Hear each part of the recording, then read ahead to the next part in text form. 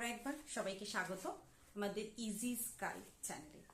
তো আজকে আমি আমার কিছু এক্সপিরিয়েন্স থেকে কয়েকটা কথা বলবো যেগুলো হয়তো তোমাদের কাজে লাগলেও লাগতে পারে। তো আমি যখন প্রিপারেশন নিয়েছিলাম বলতে সেভাবে প্রিপারেশন নেওয়া হয়নি। আমি গ্র্যাজুয়েশনের অনেকটা সময় পরেই কিন্তু এএনএম জিএনএম এবং বিএসসি নার্সিং এ পরীক্ষা দিয়েছিলাম। আমার অলরেডি একটা সায়েন্স ব্যাকগ্রাউন্ডে অনার্স ছিল। আমার যেহেতু কেমিস্ট্রি পার্টটা অলরেডি মানে স্ট্রং ছিল, তো আমার সেভাবে ওই জন্য সমস্যা হয়নি। কিন্তু যারা একদম নতুন, যারা এইচএস করে সদ্য পাশ করে এএনএম জিএনএম পরীক্ষা দিচ্ছ, বা বিশেষ করে যাদের অন্যান্য স্ট্রিম থেকে যারা আছো, তাদের জন্য কয়েকটা কথা আমি বলবো। আমি যে পরীক্ষাটা দিয়েছিলাম সেটা হচ্ছে 2021-এ, কারণ 20-তে আমরা জানি যে ওয়ার্ল্ড ওয়াইড একটা প্যান্ডেমিক হয়েছিল, তো সেই বছর পরীক্ষাই হয়নি। 21-এ যখন পরীক্ষা হলো সেটা জিএনএম আর এএনএম এর প্রথম বছরের পরীক্ষা ছিল, তাই আমার কাছে কোনো প্রিভিয়াস ইয়ার ছিল না, বুঝতেও পারিনি যে কিরকম কোয়েশ্চেনের প্যাটার্ন, কিরকম কি প্রশ্ন আসবে, সেরকম কোনো ধারণা ছিল না।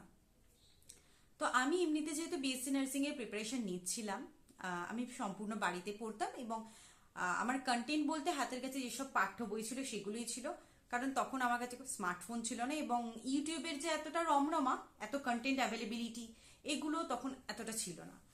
তো বই পড়তাম। তো যারা এএনএম জিএনএম এর জন্য প্রিপারেশন করছো তাদের জন্য আমি একটা কথা বলবো, যেটা আমি করে লাভজনক আমার হয়েছে। যতই আমার কেমিস্ট্রি পার্টটা খুব বেশি স্ট্রং থাকুক, বা আমি গ্র্যাজুয়েশন করেছি, অনার্স করেছি, জানা থাকুক না কেন, বাকি পার্ট যেমন লাইফ সায়েন্সটা আমি খুব একটা পছন্দ করতাম না সাবজেক্টটা, কিন্তু এখন করি। তো তখন আমার একটু অসুবিধাই হয়েছে লাইফ সায়েন্সটা পড়তে। তার জন্য আমি কি করতাম, ক্লাস এএনএম জিএনএম এর জন্য বলছি, ক্লাস 9-10 এর ফিজিক্যাল সায়েন্স আর লাইফ সায়েন্স নাও, পেন্সিল দিয়ে দাগ দিয়ে দিয়ে পড়ো, প্রত্যেকটা লাইন ইম্পর্টেন্ট, এটা ভাববে না এই চ্যাপ্টার এই টপিক এটা ইম্পর্টেন্ট এখান থেকে প্রশ্ন আসে, এটা ভাববে না, পেন্সিল দিয়ে দাগ দিয়ে দিয়ে পড়বে। আমি এনসিআরটি ফিঙ্গার টিপস প্র্যাকটিস বই করতাম প্র্যাকটিস, কিন্তু তার আগে আমি এই পাঠ্য বইগুলো পড়েছিলাম। এবং আরো একটা কাজ তোমরা করতে পারো, এনসিআরটির হচ্ছে 11 এবং 12-এর লাইফ সায়েন্স বই, একটা করে দুটো বই, খুব বেশি না, এতটার মতো চওড়া হবে। আমি যখন পড়েছি ইংলিশ ভার্সনই অ্যাভেলেবেল ছিল, এখন বাংলা ভার্সনে পাওয়া যাচ্ছে বইটা, তোমরা দেখতে পারো। তো এই দুটো বই, সেই বই দুটো পুরো লাইন ধরে ধরে দাগ দিয়ে দিয়ে পড়বে। আমার মনে হয় না যে তোমাদের লাইফ সায়েন্স থেকে একটা কোয়েশ্চেন তোমরা পারবে না, বা না পারলেও সেটা একটা দুটো হবে হয়তো, খুব বেশি হলে। আর যেহেতু ফিজিক্যাল সায়েন্স, লাইফ সায়েন্স এগুলো খুবই স্কোরিং, তাই জন্য বারবার বলছি যে তোমরা কিন্তু স্কোরিং পার্টগুলোকে দেখা। বিশেষ করে শুধু স্কোরিং না, নাম্বার তোলা ইজি, স্কোরিং এবং স্কোর তোমার হচ্ছে নাম্বার তোলা ইজি। তো সেক্ষেত্রে হচ্ছে যে তোমার মানে খুব কম পড়ে বেশি আমি আউটকাম পাবো, এই সেন্সে বলতে চাইছি। যেমন তোমাকে অন্য সাবজেক্টগুলো আরো বেশি বেশি পড়তে হবে পুরো নাম্বার পাওয়ার জন্য। তো আমি যেভাবে বলছি যে 9-10 এর বই পুরো একদম মুখস্থ করে ফেলো, এবং তার সাথে 11-12 এর যদি পারো তো বায়োলজি বইটা পড়ো। পড়ে তোমাদের তো এখন পিওয়াই কি তোমরা পেয়ে গেছো, তো সেই পিওয়াই কি ধরে ধরে প্র্যাকটিস করো, কি প্যাটার্ন আসছে। এবং অনেক দেখবে কোয়েশ্চেন আনসারের বই পাওয়া যায় যেখানে তোমার মক পেপার দেওয়া থাকে, তো সেই সেটগুলো এক একটা করে দাও পারলে প্রতিদিন, বা যদি না সময় উইকেন্ডে একটা দুটো করে অ্যানালিসিস করো পরীক্ষা দেওয়ার পর, যে তোমার কোন পার্টটা উইক।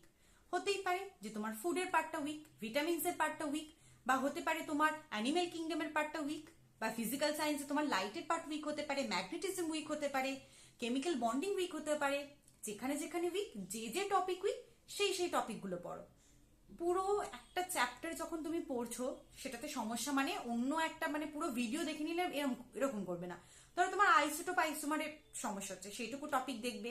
বা কেমিক্যাল বন্ডিং এর ভিএসিপি এর থিওরি, এত তোমাদের লাগে না যে বন্ডিং কিভাবে হচ্ছে, ওই মলিকুলার অ্যান্টি বন্ডিং বন্ডিং এই ধরনের কোয়েশ্চেন তো অনেক সময় দেয়, যদি দেয় দেখতে, তখন কিভাবে হচ্ছে ওগুলো জানার হলে তখন সেই সেই টপিকগুলো দেখবে।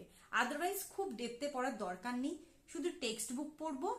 টেক্সট বুকে যথেষ্ট ডেপথে থাকে, 5টা 1000টা বই ঘাটার কোনো দরকার নেই। আগে টেক্সট বুক কমপ্লিট করো, তারপর সময় থাকলে প্র্যাকটিস সেট করো। তারপর তোমার যদি মনে হয় তোমার ইউজফুল কোনো যদি বই মনে হয় যে না এই বইটা ভালো লেখা, তাহলে তোমরা সেগুলো ব্যবহার করতেই পারো।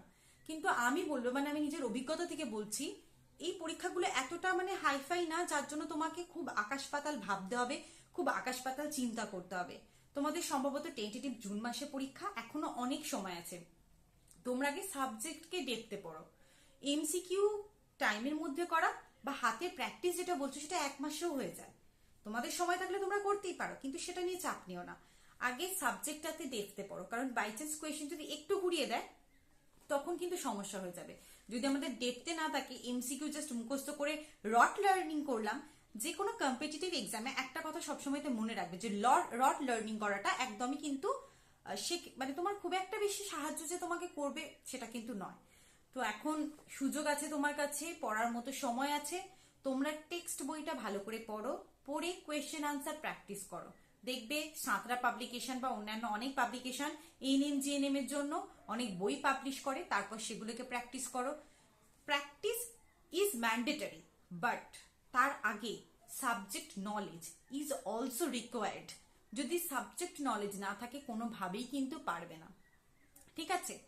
তো এই জিনিসগুলোই করো, প্র্যাকটিস করার পর আর পরিশ্রম করো। সবার আগে কোনো কিছু টিপস বা ট্রিক্স, আসল ট্রিক্স এটাই যে পরিশ্রম করো। পরিশ্রম করো, পড়ো, নিশ্চয়ই তার রেজাল্ট পাবে। আর এখন যথেষ্ট সময় আছে তোমাদের হাতে, তাই জন্য কোনো কিছু যদি কোয়ারি থাকে, আমি কিভাবে সেই সময়তে কত র্যাঙ্ক করেছিলাম বা কিভাবে আমি কোন কলেজে ভর্তি হয়েছিলাম সেগুলো নিয়ে আমি পরের একটা ভিডিওতে ডিসকাস করব। কিন্তু আপাতত এইটুকুই, ভালো করে পড়ো, পড়তে থাকো, সুস্থ থাকো, এবং দেখা হচ্ছে পরের ভিডিওতে। আর আমি তোমাদের জন্য ছোট ছোট করে ভিডিও দিচ্ছি, যার যে জায়গাটা উইক, ফিজিক্যাল সায়েন্সটা আমি তোমাদের কভার করে দেওয়ার চেষ্টা করব, এবং লাস্ট মান্থে আমি জাস্ট কোয়েশ্চেন আনসার প্র্যাকটিস করাতে থাকবো। এখন আমি যে যে চ্যাপ্টারগুলো তোমাদের জন্য important, like atomic structure, chemical bonding, periodic table, তারপর অর্গানিক কেমিস্ট্রির কিছু কিছু পার্ট, ঠিক আছে, তারপর তোমার বায়োমলিকিউলস, এগুলো মানে খুবই ইম্পর্টেন্ট চ্যাপ্টার্স। তাই জন্য আমি চাইছি থার্মোডিনামিক্স, এই ইম্পর্টেন্ট চ্যাপ্টারগুলো আগে তোমাদের করিয়ে দিতে। কারণ যেহেতু আমি আরেকবার বলেছি যে স্ট্রিম, আমরা তো সবাই সায়েন্স স্ট্রিম থেকে আসি না, তো সেক্ষেত্রে কিন্তু বাকিদের এই সহজ টপিকগুলো একটু হার্ডেল লাগতে পারে। তাই জন্য তোমাদের জন্য আমি আছি পাশে সব সময়তে। তোমরা ভালো করে পড়ো, দেখা হচ্ছে পরের ভিডিওতে। আজ এইটুকু।